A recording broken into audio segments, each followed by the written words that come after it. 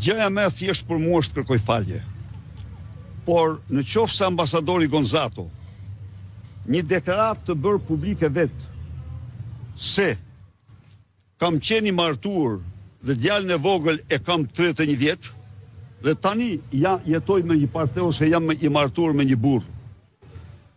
Dhe kjo deklaratë u përdor nga unë në mënyrë absolute, pa asnjë intencion fyrje, sepse unë jam autori një ligji që i ka dhënë fund në mënyrë përfundimtare çdo formë diskriminimi. Atëherë dhe i thash këtu që ai vetë ka qenë binar dhe pastaj ka ndryshuar mendje.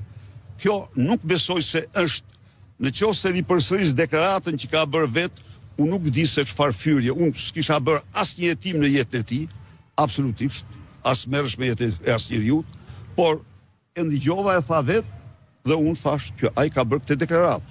Se si që nga fyrje kjo, unë këtë nuk e konceptoj. Kam përdor një deklaratë, një gjë që e ka thënë vetë. Po nëse ai e konsideron këtë fyrje, atëherë unë sigurisht do ta rikonsideroj qëllimin tim, i kërkoj të falur, s'kam asnjë hezitim, por nuk ishte për të fyrje kjo. Nuk përbën fyrje kjo.